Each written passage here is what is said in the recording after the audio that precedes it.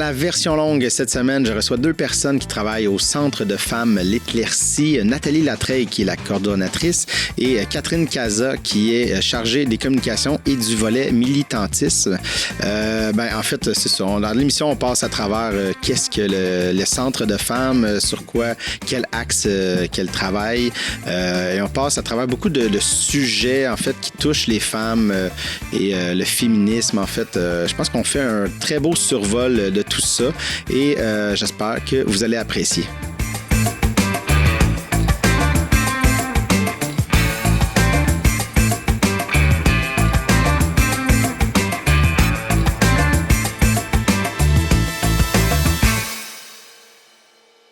Alors, Nathalie et Catherine, merci beaucoup d'avoir accepté mon invitation.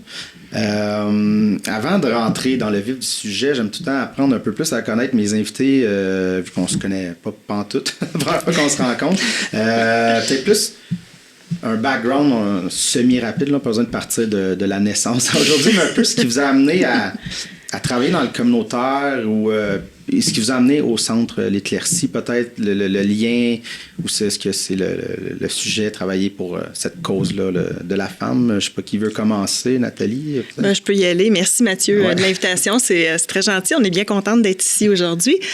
Moi, ce qui m'a amené à travailler dans le communautaire, en fait, j'ai fait mon bac universitaire en animation recherche culturelle. Puis, il y a une vingtaine d'années, même 25 ans. Puis, j'ai fait un stage dans le communautaire, puis j'ai découvert tout un monde. Puis, c'est ça. J'ai été happée par ce monde-là, donc j'y ai fait ma carrière. Puis, est-ce que tu as, dans le fond, travaillé à plusieurs endroits? Ça fait combien de temps que tu es arrivé à L'Éclaircie, en fait, je suis au Centre de femmes L'Éclaircie. Ça va faire 10 ans en février. Auparavant, j'ai été 10 ans en sécurité alimentaire à la rencontre Châteauguase. Puis, j'ai fait 5 ans aussi dans un organisme en prévention, violence et sécurité à Ville d'Anjou. Donc, une longue carrière de 25 ans. Exactement. Puis, tu fais à différents sujets, tu sais, qui... C'est assez intéressant. Et toi, Catherine? Mais moi, c'est tout récent que je suis dans le communautaire. Là. Ça fait 1 an et demi que je baigne dans le milieu. Un petit bébé dans le communautaire. Tout à fait, c'est ça. Moi, dans le fond, c'est qu'est-ce qui m'a mené vers le Centre de femmes L'Éclaircie? C'est vraiment la cause des femmes. Quand j'ai commencé mon bac à l'université en psychologie, je suis rentrée dans le mouvement étudiant. Puis le féminisme commençait à prendre de plus en plus d'ampleur, là, vraiment, comme à devenir plus mainstream, si on veut, ou redevenir mainstream. Puis c'est là que la féministe en moi comme fleurit. Puis quand j'ai vu l'offre d'emploi là, pour le Centre de femmes L'Éclaircie, j'étais comme « Wow, on dirait que c'est écrit pour moi, cette place-là. » Tu sais, j'ai vraiment à cœur les valeurs de la justice, de l'équité, le féminisme, comme j'ai dit. Fait que c'était comme ça allait de soi. Puis c'est ça. 1 an et demi plus tard, encore là. Et puis on va revenir sur le communautaire plus à large, mais on va rentrer tout de suite dans le Centre L'Éclaircie, en fait, c'est quoi un centre de femmes, tout d'abord, là, pour ceux qui connaissent pas ça? Je sais pas. Un centre de femmes, en fait, c'est un milieu de vie qui accueille les femmes de tout horizon. Pour les aider à les outiller, en fait, dans leur quotidien, briser l'isolement beaucoup. Au Centre de femmes L'Éclaircie, on intervient beaucoup en violence aussi. Donc, plusieurs femmes viennent nous voir d'abord pour des écoutes parce qu'elles vivent différentes problématiques, puis par la suite, elles vont s'intégrer aux ateliers de groupe, aux activités qu'on offre. Oui. Et ça fait combien de temps que ça existe, en fait, les centres de femmes? Je ne veux pas vous mettre dans le pétrin si vous n'avez pas la réponse, mais ça s'est organisé comment, savez-vous, un peu? Ou c'était... L'histoire des centres de femmes, ça date début des années 80. Le Centre de femmes L'Éclaircie, c'en est un qui fait partie des premiers centres de femmes à être venus à avoir pris naissance. C'est des groupes, bien sûr, qui sont nés de la communauté. Nous, c'est ça, c'est vraiment 1980 notre année de naissance. Puis, vers la mi-85, 87, on a eu un regroupement national qui a pris place. Puis, c'est ça, on a été jusqu'à une centaine de centres de femmes membres. Actuellement, on est 77 à travers le Québec. OK, quand même. Quand même. Ça couvre quand même un bon spectre. Et donc, tu l'as mentionné un peu, mais c'est quoi vous offrez concrètement? Tu as dit un peu d'écoute, je sais pas, Catherine, si tu peux embarquer. Oui, bien, on a différents types de services. Donc, les services d'écoute que Nathalie mentionnait, on fait aussi l'accompagnement socio-juridique. Fait que si jamais il y a des femmes qui vivent des problématiques en rapport avec la justice puis qui ont besoin d'une accompagnante, bien, on va être là pour elles. C'est vraiment pas dans le but de donner des conseils juridiques, vraiment pas. On n'est pas là, on n'est pas avocate. Mais c'est vraiment d'être une présence rassurante. Des fois, c'est de faire des résumés de qu'est-ce qui s'est passé dans la rencontre. Fait qu'on a ce service-là. On offre aussi un service de halte garderie qu'on a réouvert là, justement hier. Enfin. Ça s'est fermé pas à cause de la pandémie ou c'est différentes raisons. Problématique actuelle, hein, pénurie de main-d'œuvre. Oui, c'est ça, ouais. C'est ça, ça s'en est un bon. Tout à fait. Puis nous, on est dans une maison aussi, fait qu'il y a une vieille plomberie, fait qu'il y avait comme vraiment plein d'éléments. Okay, c'est ça. Donc, fait que la garderie, ça fonctionne comment? C'est sur inscription ou c'est temporaire ou c'est comme une place?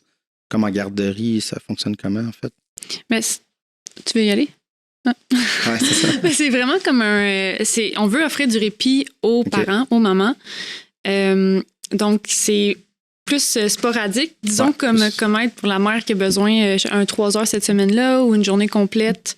Elle peut venir porter son ou ses enfants. C'est juste qu'on veut pas que ça devienne un service de garderie, qu'une personne l'occupe toute la semaine parce que là, ça empêche les mères qui en auraient besoin de temps en temps. Oui, c'est ça. Fait que c'est plus l'idée de répit. C'est ça. Fait on oublie, moi, c'est ça, en tant qu'homme blanc sans enfant, des fois, j'ai pas cette réflexion-là de justement peut-être les mères monoparentales complètement débordées. Tu te dis, j'ai besoin, ne serait-ce que d'aller faire des commissions des affaires, mais avoir l'enfant tout le temps, ça peut devenir lourd là, à gérer tout seul, c'est ça. On a aussi remarqué qu'il y avait vraiment beaucoup de femmes immigrantes qui profitaient du service. Puis on a comme su par les branches, ou en tout cas éventuellement, que quand tu arrives au Québec, tu n'as pas nécessairement accès au service de CPE. Fait que ça rend ça difficile de trouver un emploi. Fait que des fois, les services de halte garderie vont pouvoir aider les femmes à vaquer à leur quotidien ou trouver une job. Ah oui, je savais pas ça. Justement, les CPE étaient pas ouverts aux immigrés. ça l'aide pas bien justement à t'installer puis à justement te trouver un emploi. Mais c'est-tu à cause... Ben là, peut-être vous n'êtes pas des experts en CPE, mais c'est ce qui se passe. On n'est pas des experts. C'est ça. C'est correct. Récemment, on était comme, vraiment, c'est une problématique qui existe. T'sais. Mais ça va valoir la peine de fouiller un peu ou en tout cas de réfléchir. Peut-être parce que peut-être que le gouvernement a comme fondé CPE, mais n'a pas pensé à... Des fois, on peut les blâmer sur des choses, mais des fois aussi, il y a bien des choses à penser. Là.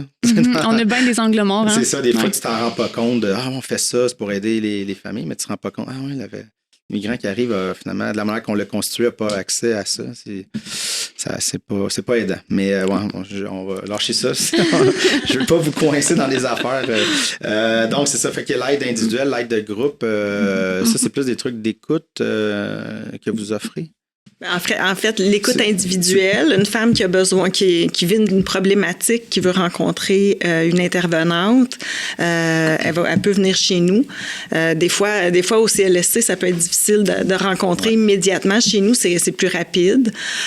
Puis on n'a pas de dossier comme tel non plus. Donc, une femme va se confier en toute confidentialité, puis elle est certaine qu'il n'y a rien qui va sortir de chez nous, puis qui va pouvoir se tourner contre elle. Oui, c'est ça. C'est ça. Puis, donc, le service d'écoute. On a aussi des ateliers d'éducation populaire. OK. Les ateliers d'éducation populaire, c'est vraiment pour outiller la femme à devenir plus autonome ou à prendre conscience de ses forces, de sa valeur.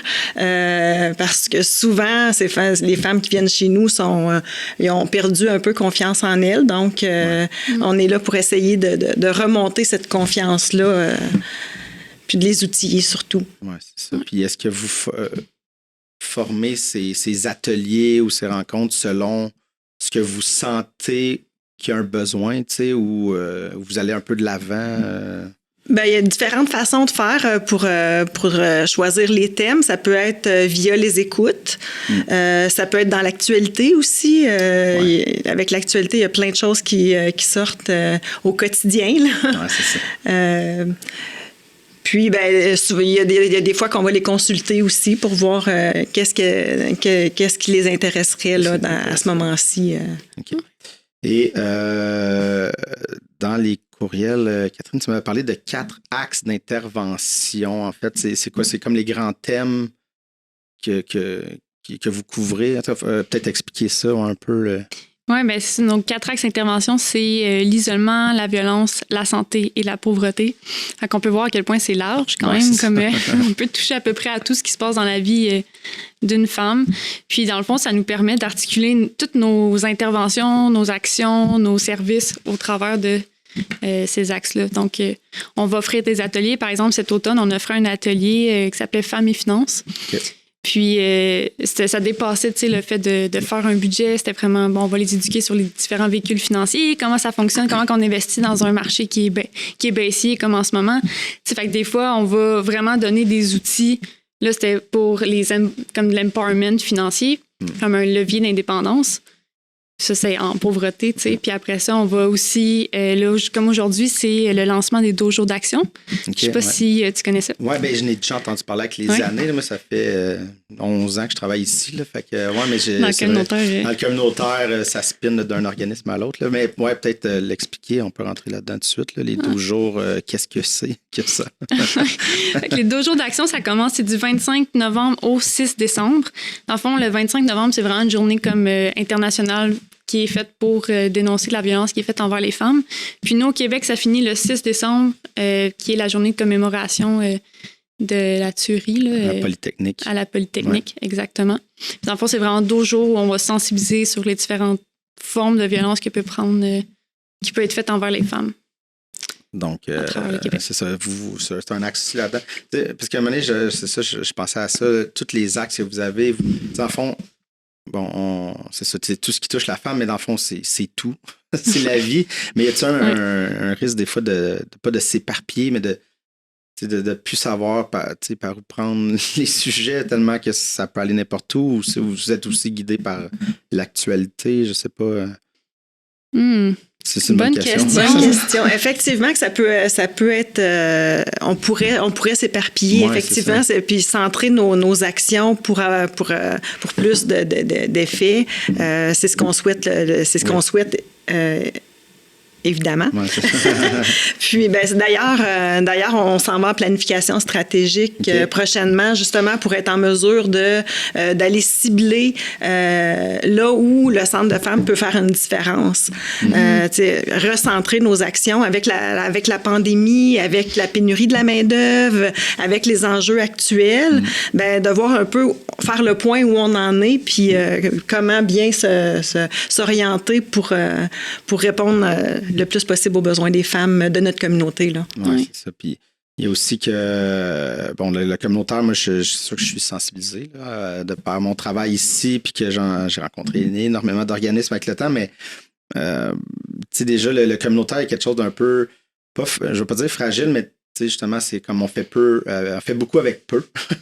Et donc, déjà, je me dis, c'est ça de dire, OK, mais il y a tellement de trucs qu'on veut faire. Des fois, il y a-tu comme un... j'ai pas le bon terme, là, mais pas un épuisement, mais une espèce de OK, j'aimerais ça aller là, j'aimerais ça travailler sur tel truc, mais de sentir que finalement il y a tellement de choses à faire. Je sais pas si vous le prenez par petits morceaux. J'irais vers ça, moi. On le prend par petits morceaux, on part par ce qui vient, par ce qui touche les femmes qui viennent au centre. Puis, tu sais, j'ai envie de prendre ta question dans un autre sens, mais comme ça nous permet d'être vraiment créatifs aussi, tu sais, toute cette effervescence-là de sujets. On est comme, là, on peut parler de ça, on peut emmener tel sujet, il y a telle affaire qui se passe en ce moment. Fait quand même quelque chose d'exaltant, là, en même temps. Ouais, c'est ça. Plus que d'épuisant, mettons. Ouais, mais ça dépend où on est rendu. Ouais, c'est ça. Il y a une flexibilité aussi, peut-être dans le communautaire, là, justement, de se revirer rapidement, là, comparativement peut-être au réseau de public là, qui est dans des structures peut-être plus lourdes. Là. Ouais. J'imagine que là, il y a une façon de se revirer. Ben, on essaie d'être polyvalente le plus possible. Je pense que c'est le mot, la polyvalence. Il y a quelque chose que, là, je vais ramener un petit peu sur le centre, parce qu'il y a quelque chose qu'on n'a pas discuté encore puis qui me touche, qui nous touche beaucoup, c'est toute la mobilisation puis le militantisme. Ouais, c'est un volet qui est hyper important puis qui fait en sorte qu'on va aussi, il va aussi avoir des sujets qui vont émerger. Puis d'ailleurs, on a un nouveau service qui s'en vient qui a émergé de ça, le volet militant. OK, ouais, c'est ça. Puis, mais on peut peut-être en parler là, de ça. Là. C'est sûr que ça a l'air de prendre quand même une bonne partie de dire que on aide les femmes dans le fond, mais aussi, vu que vous voyez les femmes, les problématiques de très près, j'imagine que vous savez justement où aller puis quoi prendre comme sujet. Là. C'est sûr que récemment, il y a tout le truc sur l'avortement. Là. On s'entend que c'est sûr que ça vient beaucoup des États-Unis. Là, on voit ce qui s'est passé là. On est très proche. Il semble d'avoir des groupes de pression ou des groupes qui... La pensée finit tout le temps par migrer vers le nord. Mais c'est comme fâchant de se dire, on est en 2022 puis il faut tout le temps commencer à se battre pour ça. En tout cas, moi, ça me fâche. Mais c'est fâchant. C'est ça, j'étais allé couvrir la manifestation qu'il y avait eu en fait avec le comité Femmes Vigilantes. Oui. Justement, ça fait partie de votre volet militantiste, justement, de s'impliquer dans des causes comme ça. Tout à fait. Puis nous, on fait partie des organismes qui sont le comité Femmes Vigilantes. Ouais, Il y en a 3-4 actuellement. Ouais. Et le quartier des femmes, qui est un autre centre de femmes, mais ici à Châteauguay. Ouais. La Ressource, qui est une maison d'hébergement. Il y a le Calax, dépendamment. Là, il était là pour la manifestation. Puis il y a nous. Oui, c'est ça. Puis que, dans le fond, mais on va peut-être parler de... s'expliquer le comité avant de rentrer, là, mais le comité, donc, c'est ça, c'est donc des organismes qui se mettent ensemble, puis c'est, dans le fond, l'idée de joindre, de faire un front commun, en fait. Exactement, c'est un rapport de force. On est comme, hey, on est là, on vient dénoncer. Tu sais, le comité Femmes Vigilantes qui est là pour dénoncer qu'est-ce qui se passe dans l'actualité par rapport aux femmes, améliorer la condition féminine, valoriser... c'est quoi donc valoriser l'autonomie corporelle, tu sais, toutes ces choses-là. Fait que ça rentrait vraiment dans la mission du comité d'aller dénoncer. Ben là, c'est ça. Là, on l'a pas dit, là, mais l'action, c'était d'aller dénoncer. Oui, on l'a-tu dit? Non, je l'ai pas dit. J'ai pas dit, c'est ça. Mais ouais, c'est ça, on va l'expliquer. Il y avait, c'est ça, peut-être m'aider aussi à départager. Là, il y a comme le groupe Option qui a ouvert une maison Moïse. Donc, dans le fond, il y avait comme un truc d'aller dénoncer ça, mais peut-être expliquer, je sais pas si vous voulez l'expliquer, là. Peut-être mieux que moi, là. je vais te laisser, c'est ton dossier, tu le connais mieux que moi. C'est ça, dans le fond, le groupe Option va ouvrir, là, je ne sais pas si elle est ouverte, une maison de transition pour jeunes femmes enceintes. Ouais. Le groupe Option, à travers le Québec, pas juste à Châteauguay, est vraiment connu pour être un groupe anti-choix. Donc, de dévaloriser le choix de l'avortement puis de favoriser la maternité.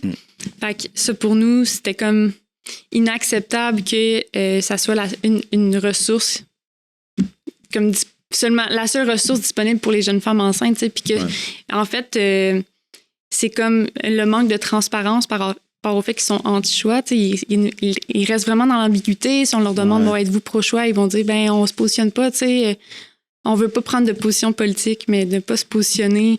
C'est d'en prendre une. C'est ça, exactement. Oui, parce que je dirais, surtout dans cette idée-là on va dire pro-choix, anti-choix, si tu laisses l'individu fait ton choix, donc tu t'en dégages, mais tu te dis mais là, non, c'est que finalement, t'es contre le choix, tu sais. C'est ça. Mais puis ça, on dirait que ça me fâche tellement l'idée, parce que tu sais, c'est comme c'est le choix. Tu sais, parce que c'est pas pour dire comme on est pro-choix, donc l'avortement, c'est un outil correct, mais ça veut pas dire que justement, on dit va faire avorter, c'est d'accompagner la personne et savoir qu'est-ce qui est le mieux pour cette personne-là, puis de la rassurer si l'avortement est l'option. Tu sais, c'est pas mais de dire le contraire, de démoniser, de faire peur, de dire oh non, l'avortement, il y a des risques, il y a des c'est finalement, tu fais peur à la personne, donc tu laisses pas, tu donnes pas tu donnes pas en fait les faits pour dire fais ton choix, on va t'aider.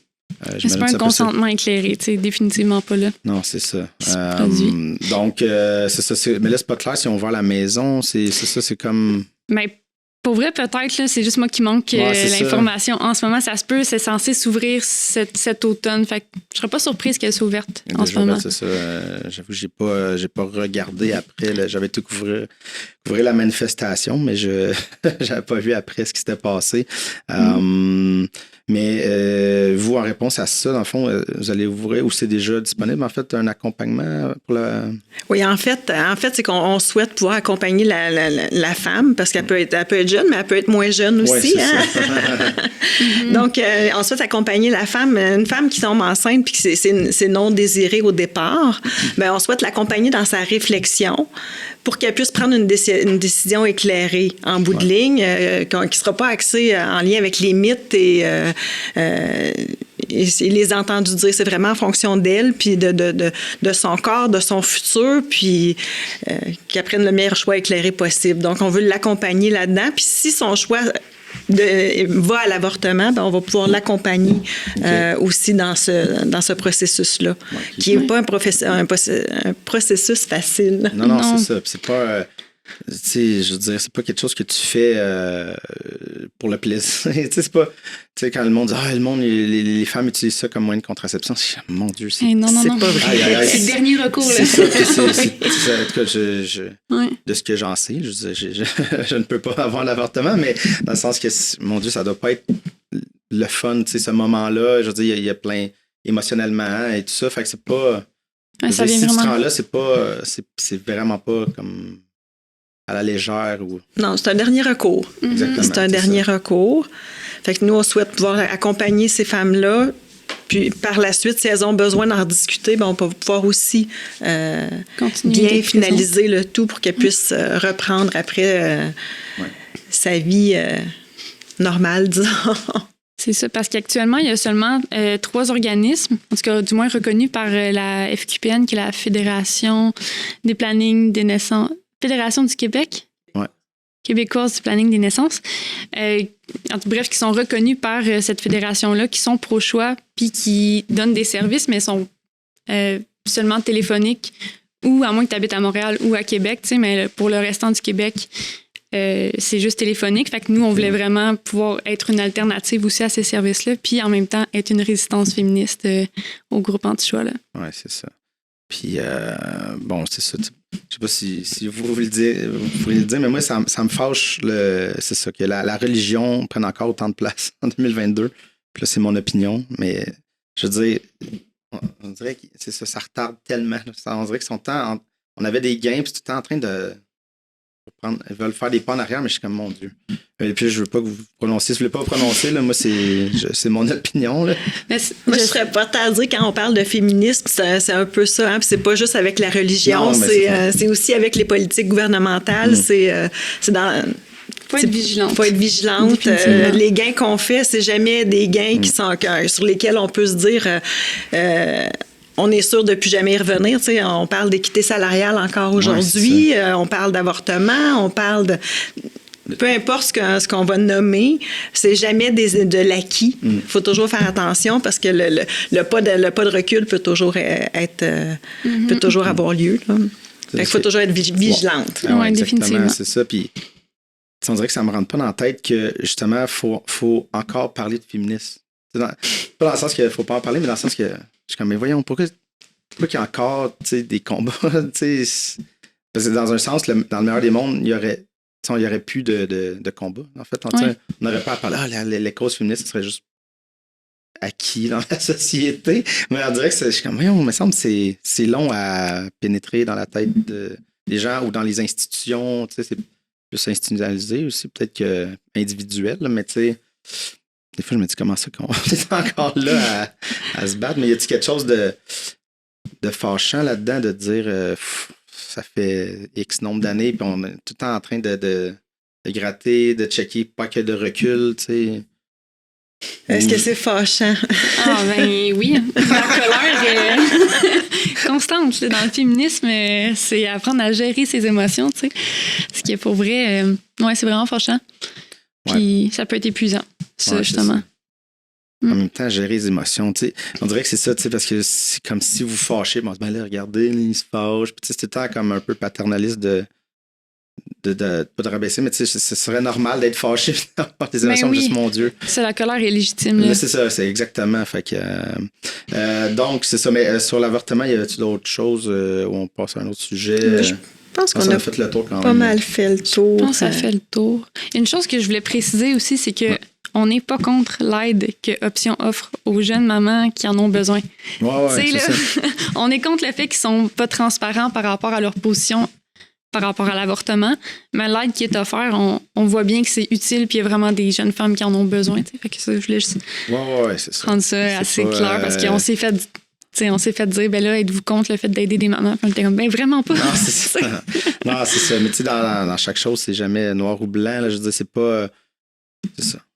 C'est pas tout le temps tout mauvais. Là, c'est ça. Exact. Il y a une partie que... Écoute, s'il y a des centres communautaires, des trucs, des services, parce qu'il y a des besoins aussi. Après ça, c'est ça. C'est le discours à l'interne. Ce serait le fun que ce soit au moins annoncé. De dire, ben nous, c'est ça. Ouais. Puis bon, déjà, ce serait déjà un bon point que ce soit clair avant. Puis après ça, ben, il y a tout le problème que, bon, c'est pas le bon choix. C'est ça, c'est comme... Mais c'est correct, moi, c'est mes opinions. J'ai le droit de les dire. Et puis, ben, c'est ça. Écoute, il y a plusieurs autres enjeux qu'on peut embarquer. Mais je repensais à... la relance féministe. Ça m'est comme revenu quand je repensais à l'émission, quand vous allez arriver. J'ai dit, il me semble, quand c'est ça, il y a eu la pandémie, puis après la pandémie, on a parlé de relance féministe, puis après ça, je n'ai plus entendu parler. Mais c'était quoi déjà un peu cette idée-là? Je ne sais pas si vous pouvez en parler. Ben, en fait, c'est que avec la pandémie, on s'est rendu compte que partout où il y a eu des grosses coupures, c'est les femmes qui ont été affectées. Ouais. Les pertes d'emploi, c'était majoritairement des femmes. Il y a eu le réseau de la santé qui a été nos anges. On parlait de nos anges. Là, c'était un peu... Oui, mais c'est ça, mettons, si on parle infirmières. Les infirmières, les préposés aux bénéficiaires, le réseau de l'éducation, les travailleuses sociales, c'est vraiment majoritairement féminin. Il y a eu toutes les pertes d'emploi aussi, où encore là, c'est beaucoup des domaines où on retrouve des femmes, toute la restauration, après ça, les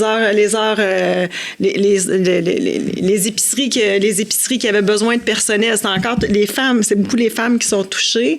Fait qu'on a voulu orienter, en tout cas, on a mis en lumière tout ça, puis on est allé voir le gouvernement avec ça, puis on y a proposé, en fait, des trucs pour pouvoir relancer l'économie à ce moment-là avec une vision féministe, bien sûr. Oui, c'est ça, parce qu'il y avait une vision très business dans la relance, évidemment, de l'idée d'avoir des anciens banquiers. Ben oui. Dans le gouvernement, ça aide le lien aussi de cette relance-là, mais de faire penser, ben tu sais, c'est ça, celles qui ont tenu à bout de bras, là, nos anges gardiens, c'était les femmes, tu sais, c'est ça. Puis de donner un titre d'ange, c'est gentil, mais un peu réducteur. Puis finalement, ben ça donne quoi, tu sais, ce titre-là? C'est parce qu'un ange, ça va pas défendre ses intérêts, ça va... C'est pour l'autre, c'est au service de l'autre. Oui, mais c'est ça, tu sais, c'est ça, la femme maternelle qui va tout faire pour aider, cette espèce d'image-là qui est ancrée dans le truc. Ouais, mais c'est ça. Mais ouais, c'est ça, je me rappelle avoir vu ça, la relance féministe, mais après ça, on dirait que ça tombe un peu à plat. Ben là, on est revenu comme dans notre quotidien, puis effectivement, que des fois, on y revient de façon ponctuelle.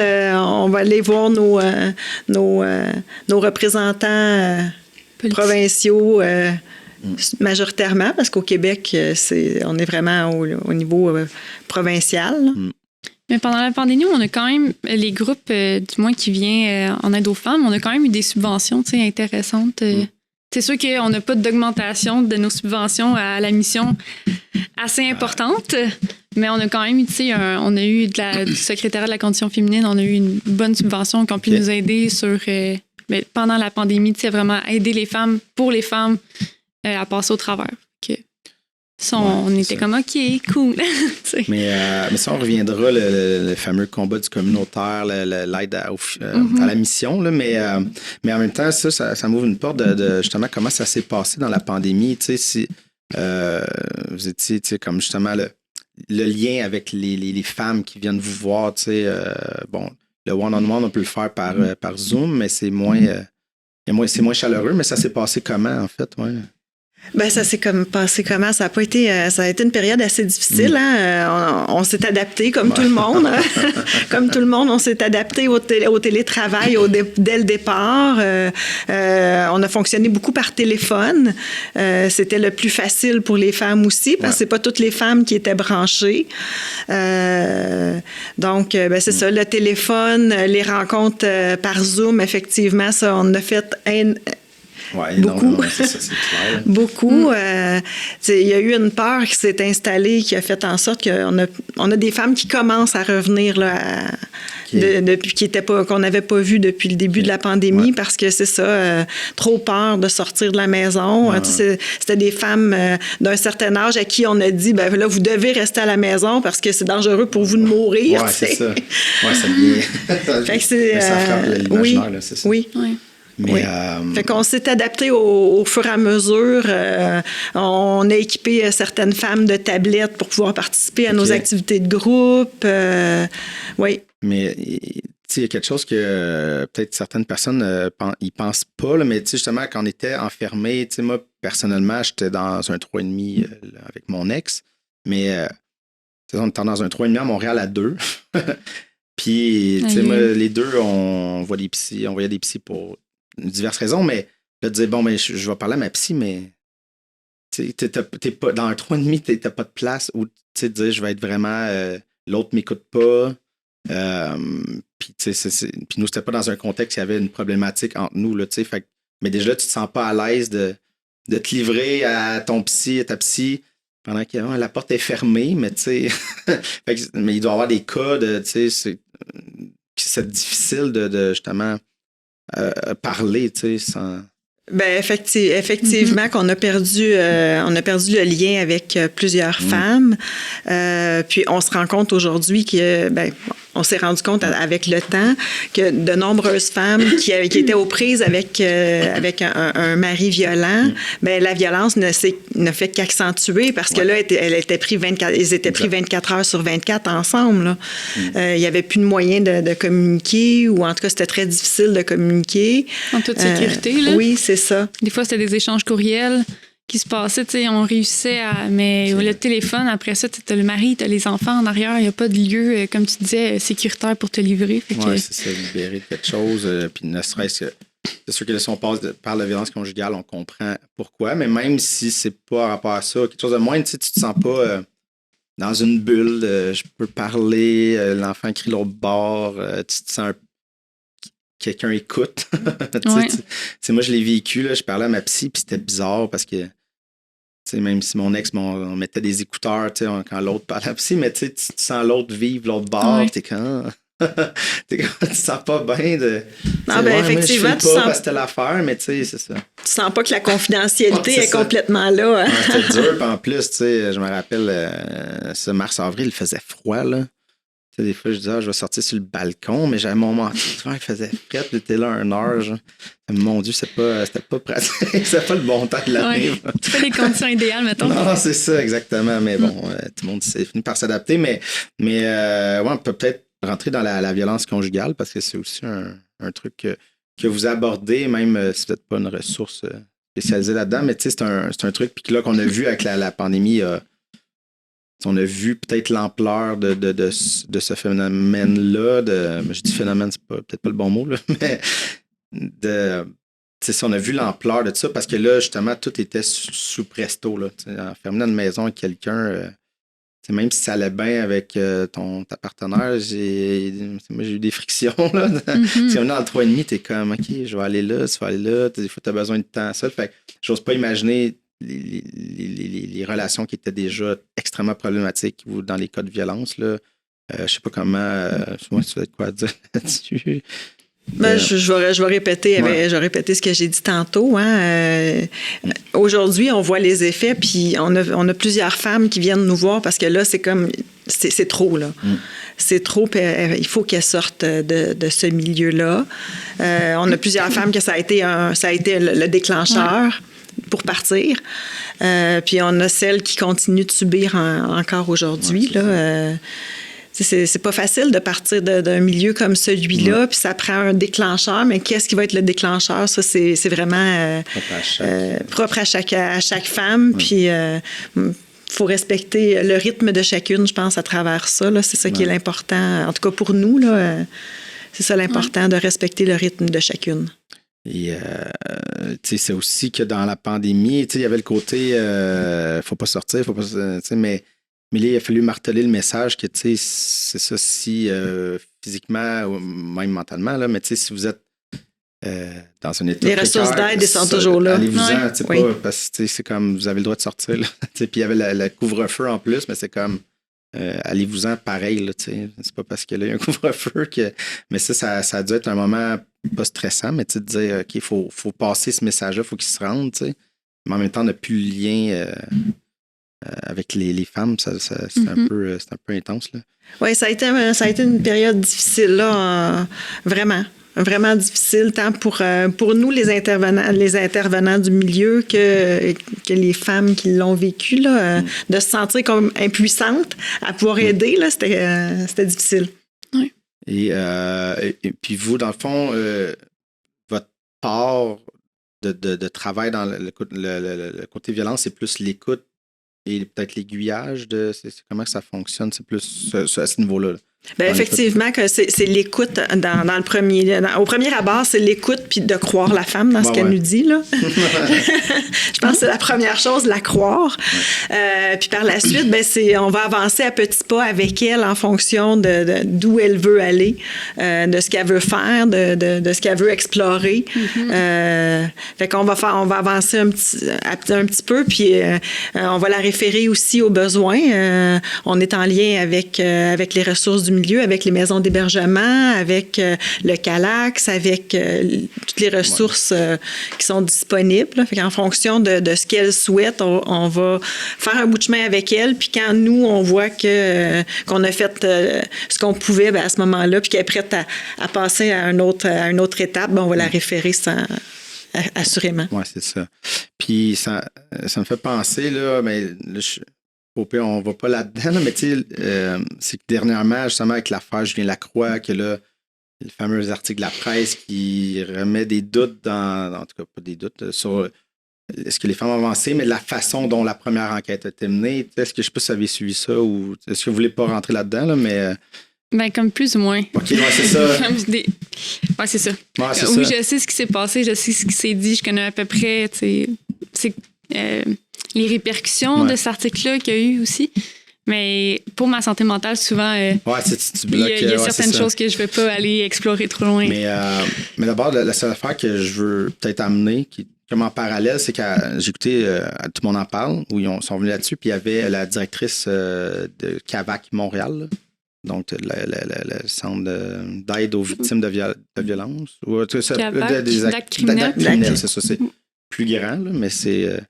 et j'aimais ce qu'elle a amené, l'idée d'aller utiliser les ressources, que ce soit les CAVAC, Calax, les organismes, centres de femmes, n'importe quoi, d'aller là, peut-être avant de faire un post Facebook, puis d'essayer de justement régler... C'est ça, mais jamais cet appel-là à aller dans vos ressources. C'est peut-être quelque chose que je voulais mentionner dans l'émission, d'utiliser-les, aller fouiller, aller voir qu'est-ce qui est près de chez vous, tu sais.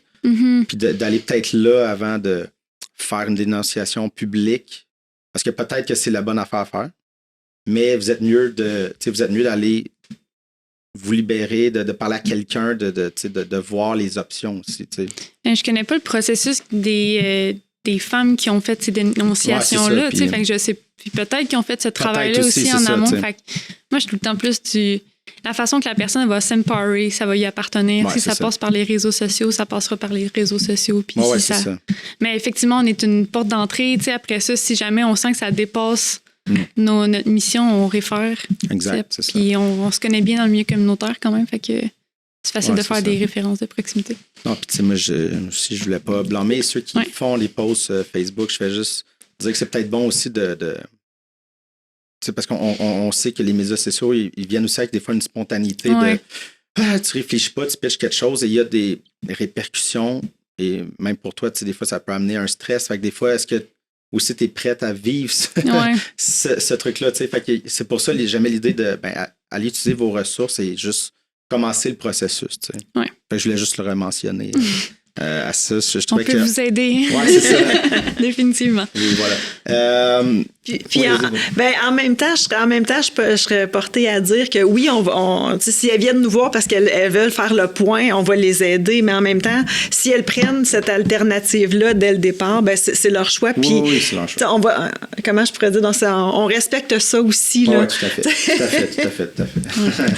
à fait. Parce que c'est ça. Pour nous, la meilleure juge pour savoir ce qui est bon pour elle, c'est la femme. C'est la même personne, c'est ça. Puis c'est ça l'idée de l'empowerment, en fait, l'idée de reprendre le pouvoir sur ce qui s'est passé. Puis, justement, parce que le but, c'est d'aller mieux. C'est ça, c'est pas nécessairement d'aller à un procès, tout ça, c'est juste de guérir, en fait. C'est ce bout-là, peut-être qu'on oublie là, dans le processus, c'est de guérir de ce qui s'est passé. Et peu importe ce qui s'est passé, en fait. Là, et on pourrait peut-être parler d'isolement social. Là. C'est comme une partie, je pense qu'on a parlé un peu au début ou à travers, là, mais c'est une partie des fois que peut-être qu'on oublie en tant que société, là, qu'il y a des gens qui sont complètement isolés.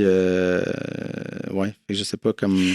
Effectivement. Actuellement, on a d'ailleurs un groupe qui fonctionne le mercredi soir, là, une semaine sur 2, où les femmes viennent se rencontrer. Puis c'est justement pour pouvoir apprendre pour pouvoir venir socialiser, rencontrer d'autres femmes, créer des liens. C'est vraiment le but de ce groupe-là. Puis à chacune des rencontres, les femmes ils ont plein de choses à dire. Ouais, c'est ça.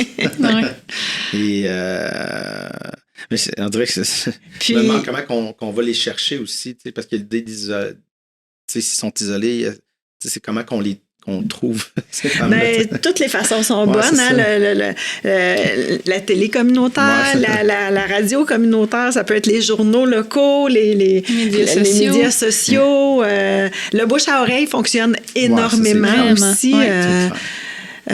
Mais toutes les avenues sont bonnes pour tenter de joindre ces personnes-là, effectivement. Et est-ce qu'il y a d'autres sujets sur lesquels là, vous travaillez? Y a-t-il d'autres axes? Parce qu'on a parlé le côté avortement, mais y a-t-il des choses qui vous frappent dans l'actualité où vous dites là, on va peut-être parler plus de ça? Il y a le côté environnement aussi là, qu'on n'a pas parlé, là, mais je ne sais pas s'il y a des trucs qui s'en viennent là, sur quoi vous travaillez. Lundi, qui s'en vient le 28 novembre, on offre en collaboration avec la Vie Gilles Vert, Quartier des femmes, puis... on sait pas l'avant-garde, c'est comme l'avant-toi, mais c'est pas ça. L'avant-garde qui travaille en santé mentale, on offre une conférence qui va traiter de la saine communication de l'éco-anxiété. Okay. On sait que c'est quand même un enjeu important, surtout chez les jeunes. À quel point ça prend de l'ampleur. Puis, j'avais une amie l'autre fois qui me parlait qu'en novembre, quand il faisait 25, là, elle sortait, puis elle était comme « Oh mon Dieu, là, comment je peux faire aujourd'hui pour m'assurer que mon empreinte environnementale soit minimale? » Ah, là, il faudrait que je prenne l'autobus, mais ça va me prendre 2 heures. Tu sais, tout est en train de calculer, fait que l'anxiété monte. Puis, bref, fait qu'on offre une conférence / atelier lundi soir là-dessus. Fait que, dans le fond, c'est quoi pour parler d'éco-anxiété? Est-ce que c'est plus orienté sur pas des trucs, là, mais des façons de... Mais oui, c'est ça. Ça va être vraiment pour comment on peut la communiquer pour qu'elle soit entendue, comprise, prise en charge, si on veut, là, dans une certaine mesure, parce qu'on ne fait pas tant de prise en charge, mais comme comment faire pour qu'elle se répercute sainement, qu'on puisse la travailler. C'est un peu ça, le but. Mais si on parle d'environnement, comment ça touche les femmes, en fait? C'est parce que c'est un sujet qui est quand même global, l'environnement, là, mais je ne sais pas, vous voyez comment dans votre axe de centre de femmes? Bien, souvent, ça va plus toucher, pas tant que ça, parce que, j'allais dire, ça va plus toucher la santé, mais on voit aussi l'isolement. Justement, la directrice de la Vigile verte, Gina, elle nous disait l'autre fois qu'il y avait beaucoup de femmes environnementalistes qui se sentaient justement isolées, qui connectaient avec peu de femmes par rapport à ça. Fait que, il y a quand même l'isolement qui se passe là-dedans. Mais sinon, en termes de santé, ça va être tout plus comment, la pollution, les hormones dans la bouffe. Mais je dirais qu'au Centre de femmes éclaircies, c'est pas tant un sujet encore qu'on aborde pleinement. Là, yeah. Ouais.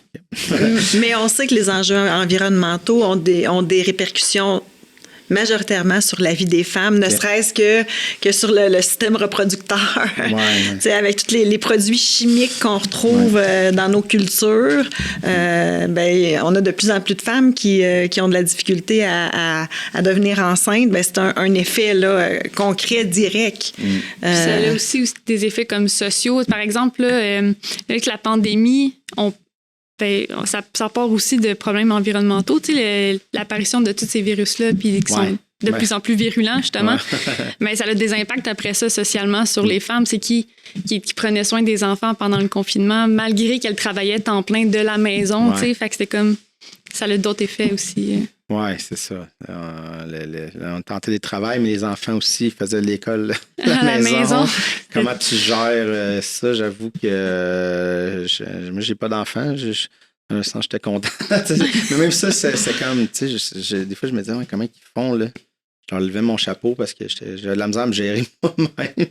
Puis tu te dis, OK, là, t'as les enfants, l'autre qui fait son cours d'éducation physique dans le salon. Tu sais, ça m'a dit, il y a le bruit, tu sais, comme, OK. Mais ouais, j'avoue que c'est ça, les femmes se continuent à justement gérer le calendrier. Puis tu as 3 enfants, un secondaire, primaire, là, le cours en même temps, genre, connecte-toi, ça doit être l'enfer. Ouais. Ça doit être l'enfer. Mais ouais, tu sais, puis ça, comme tu disais, ce virus-là, c'est vraiment partie des problèmes environnementaux, le fait qu'on déforeste, qu'on rase des trucs partout dans le monde, les animaux se déplacent, les transmissions donc entre animaux et humains va se faire de plus en plus fréquent. Là, on se le souhaite pas, là, mais c'est clair que c'est ça, on va vivre des répercussions de ce côté-là. Je voulais parler peut-être du communautaire un peu plus at large. Je sais pas comment vous voyez ça. Je sais qu'il y a eu je sais pas si c'était des gains, là, mais il y a eu un petit peu plus d'aide au financement là, avec j'en ai parlé récemment justement avec Virginie Bernier là, de la CDC Roussillon. Mais ouais, peut-être expliquer aux gens, là, c'est quoi cette idée-là, le combat un peu, le financement à la mission, peut-être pour ceux qui sont moins en lien avec le communautaire, là, tu sais. En fait, les groupes communautaires, nous, je vais parler pour celui là où je suis. Moi, nous autres, on est reconnu par le ministère de la Santé. Ouais. Donc, on reçoit notre financement de base, c'est le PSOC, le programme, ça fait exprès, là, parce que je suis en entrevue. Non, c'est ça. Même moi, c'est parce que nous, ici, c'est la PAMEC, vu qu'on est avec même là, la PAMEC, je ne saurais même pas vraiment dire c'est quoi le truc. Mais nous, on est avec le ministère de la Culture, c'est pour ça, tu sais. Mais nous, c'est le ministère de la Santé et des Services sociaux. Puis, c'est ça, on a notre subvention à la mission, mais là, depuis quelques années, on a des petites augmentations annuelles là, qui tournent autour de moins de 10 000 là. Fait que c'est sûr qu'avec un budget comme celui-là, puis pendant 20 ans, on a stagné. C'est-à-dire qu'on avait une indexation autour de 2 % annuellement. Donc, avec une augmentation, une indexation de 2 %, on est des employeurs, on a des services à rendre, on veut répondre aux besoins de la communauté, donc on veut se développer aussi en fonction de ces besoins-là. Puis le financement a stagné pendant de nombreuses années. Là, depuis quelques années, on a des petites augmentations annuelles qui nous sont offertes, tant mieux. Mais on a encore... C'est ça, ça couvre pas le rattrapage. Puis on fait comment pour se développer? Là, avec la pandémie, on a eu des enveloppes qui nous ont été offertes qui wow, ça fait du bien, ça donne un souffle, puis là, on peut répondre à des besoins parce que, entre autres, une des subventions qu'on a eues, c'est vraiment au sortir de la pandémie, faire des projets qui vont pouvoir faire du bien aux femmes, qui vont faire en sorte qu'on va pouvoir briser l'isolement, se rassembler. Donc, ça fait du bien, mais il faut toujours se battre pour notre financement parce qu'on n'est pas reconnu à notre juste valeur. Exactement. Puis il y avait tout le petit parent pauvre, comme on dit. Mais je pense que c'est comme si le communautaire est un peu victime de comment il fonctionne, dans le sens que c'est rempli de gens de cœur qui se défoncent pour des causes. Fait qu'il vient un peu comment dire, j'ai pas le bon terme, mais c'est comme convenu que le communautaire va se débrouiller. Puis parce que aussi, ce que les gens ne réalisent pas, c'est que c'est le dernier filet social, en fait. C'est que le communautaire essaie de rattraper tout le monde qui tombe dans les cracks du système. Il y en a beaucoup de cracks de système. Et je ne blâme pas les gens ou la fonction, mais c'est difficile, justement, c'est laissé d'avoir. Il y a des délais d'avoir accès à des psychothérapies ou peu importe. Là, fait, mais c'est ça, mais vu qu'on dirait que le monde qui sont dans le communautaire, ils savent qu'ils sont le dernier filet, ben, ils font tout pour rattraper tout le monde, mais c'est comme si ça jouait contre eux, dans le sens que c'est l'habitude de ils vont le faire pareil. Fait, je sais pas s'il y a ça dans la mentalité du système, mais après ça, il y a toute l'idée des financements de projets qui alourdit tout. Là. Parce qu'il faut que tu trouves un projet, toute la demande de financement, mais pour quelque chose qui est comme un peu à côté, qui rapporte ta mission, mais finalement, il faut que tu crées une autre bulle anyway, fait que ça te demande des coûts, puis du temps. Ça demande des coûts, du temps, puis souvent, c'est des projets ponctuels. Fait que tu mets quelque chose en place, puis tu sais pas si tu vas pouvoir le pérenniser. Exact, c'est ça. Fait que c'est toujours ça. Fait que ça devient épuisant de toujours aller chercher de toujours t'assurer d'avoir une subvention qui va pouvoir répondre aux besoins. C'est ça qui est épuisant, là. La reddition de compte associée à ça aussi, là. Plus on a de bailleurs de fonds, plus il y a de reddition de compte à faire parce qu'ils ont chacun leurs exigences. mais au-delà de ça, vous voyez comment le communautaire, c'est quand même positif. On dirait que depuis un bout, moi, ça fait 10 ans que je suis ici, puis là, je vois de plus en plus d'entraide et en fait, les organismes sont moins en silo, puis tout le monde se converge. Moi, je vois ça comme d'un extrême bon œil, là, tu sais. Mais je pense que de travailler ensemble, ça a toujours été là. Okay. Mais on fait davantage d'efforts pour travailler ensemble, peut-être. Moi, ça fait 1 an et demi, tu sais, je suis là. C'est peut-être ma perspective.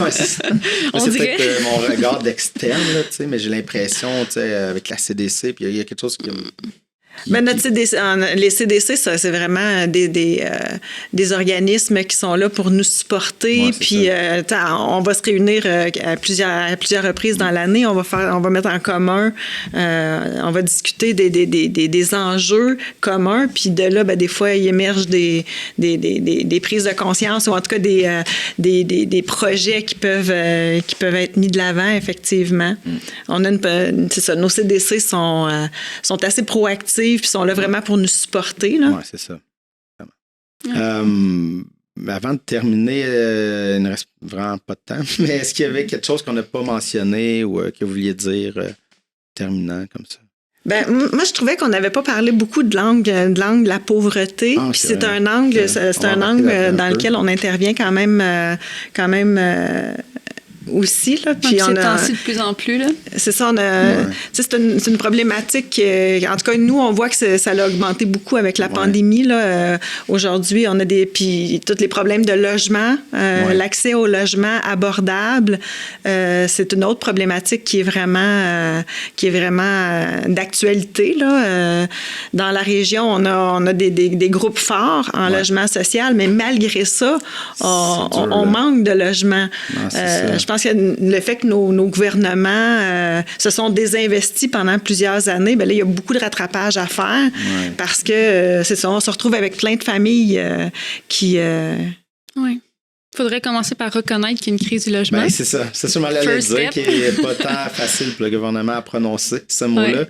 Mais ça, récemment, j'ai reçu Marie-Pierre Gendron là, de l'Élan des jeunes. Fait qu'on a parlé un peu, c'est ça, dans l'axe. C'est plus les jeunes, mais tu sais, je veux dire, tu sens que ça touche tout le monde. Puis, tu sais, j'ose pas imaginer, c'est ça, des femmes monoparentales avec 1, 2, 3 enfants, peu importe, à devoir payer un logement. Tu sais, comme là, moi, je suis en couple, on est 2 pour payer, puis même là, tu sais, ça, je disais à Marie-Pierre, c'est comme, ben, je fais un salaire qui est comme dans la moyenne québécoise, puis même là, je commence à stresser, tu sais. Mm-hmm. C'est fou, là, tu sais, fait que j'ose pas imaginer, justement, puis déjà, il n'y a pas beaucoup de logements, fait qu'on est plusieurs à se battre pour le même logement. Fait que, évidemment que, tu sais, les propriétaires, ils vont choisir le couple avec de bons salaires, pas d'enfants, avant une femme monoparentale, 3 enfants, parce que là, ils vont se dire, ben là, Il y a plus de risques. plus de risques, plus de bruit, des enfants, mais en même temps, tu sais, en même temps, c'est comme, c'est dur à dire parce que tu te dis, mais il y a tellement de monde qui postule pour le même appart, fait qu'il y a comme le choix, il y a le luxe de choisir, mais Ouais. en même temps, c'est dur, tu sais, pour les femmes. J'imagine que ça doit avoir beaucoup de stress et d'anxiété là, de ces temps-ci. Là. Mais comme tu disais, tu as un bon salaire, tu sens que tu commences à... En tout cas, ça commence à être une préoccupation pour toi. Mais on a des femmes qui travaillent temps plein, qui ont des jobs qui sont payés plus cher que le salaire minimum, puis qui n'y arrivent plus, tu sais, qui vont dans les banques alimentaires, qui viennent nous voir pour avoir du soutien pour le gaz. Tu sais, c'est fou, là. C'est fou, là. Pour vrai, c'est dramatique. J'ai envie de dire. Ça, c'est clair. Là. Puis, tu sais, on le voit, ben, c'est l'inflation, le coût du panier d'épicerie, là, ça paraît en tabarouette. Ouais. Oui, puis c'est ça. fait qu'il y a des fois qu'il y a des personnes qui vont décider de vivre de vivre dans des logements insalubres parce que ça va leur coûter moins cher de logement, mais par contre, c'est leur santé qui écope. Là. Fait que, c'est ça. De plus en plus, en tout cas, on est vraiment...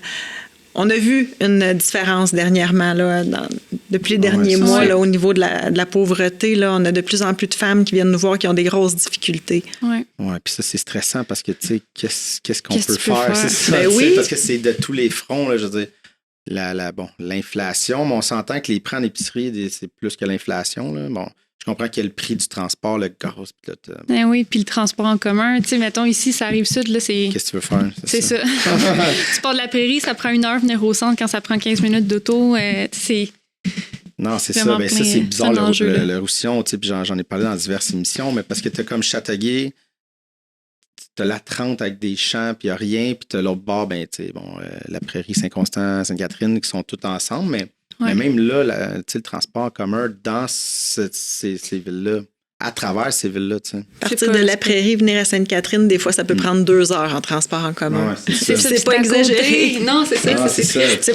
Ça serait plus rapide à pied. Exactement. Puis, tu sais, à l'époque, c'était-tu les CLD? Il y avait un centre, un point ici à Châteauguay, puis il y en avait un, je sais pas, il était où, là, Sainte-Catherine, Saint-Constant, puis là, ça fait une couple d'années, puis il avait fermé celui de Châteauguay pour dire, ben, le monde iront l'autre bord, mais tu fais comme, mais c'est du monde qui était, mettons, en recherche d'emploi, donc ils n'ont pas vraiment de voiture.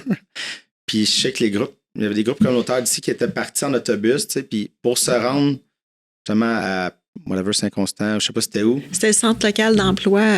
Ils ont fermé celui de Châteauguay pour garder celui de Saint-Constant. C'est ça, j'étais plus sûr. Puis là, ben, dans le fond, c'est que tu passais, dans le fond, tu prenais l'autobus pour te rendre en Guirignon pour aller de l'autre bord. Puis dans le fond, tu rentrais sur Montréal pour sortir du pont Champlain puis revenir de l'autre bord. Puis c'est ça, ça prenait 2 heures quelques. Aïe. Mais tu te dis, c'est quelqu'un, justement... c'est quelqu'un qui est en recherche d'emploi. C'est ça, qui est peut-être... qui n'a pas de revenus ou très peu. Mais il y a plein de facteurs de vulnérabilité, là, ils peuvent tout être là, puis c'est comme, oh mon Dieu. C'est ça, c'est fou. Mais ça, le transport, en tout cas, ça, faudrait que je fasse une émission là-dessus, là, parce que c'est désastreux, là.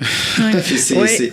C'est ça, puis justement, c'est que les gens, dans des situations précaires, les femmes dans des situations précaires, c'est que ça l'aide pas, là. Tu cherches un emploi, ben, tu sais... Et c'est avec qui je parlais justement que, bon, dans les villes, tu as des centres, des quartiers industriels. Puis ils sont tout le temps, on cherche du monde travailler, mais il n'y a aucun logement qui est proche de le monde. L'urbanisme, en tout cas, ça, c'est une autre affaire. C'est un de mes dada, l'urbanisme, mais il n'y a aucun logement Tu sais, c'est ça, ils veulent trouver du monde à des salaires minimum ou très proches de minimum, mais il n'y a aucun logement proche abordable. Fait que, on trouve personne. Ben oui, tu trouves personne, ils habitent pas là, les gens que tu veux engager. Tu sais, fait que, en tout cas, il y aurait peut-être des solutions, mais tout ça est un gros casse-tête. Là. Peut-être qu'on a offert quelque chose de. Oui, on a gros qu'on essayé de contrôle. Mais c'était bon de mentionner. On a atteint notre temps.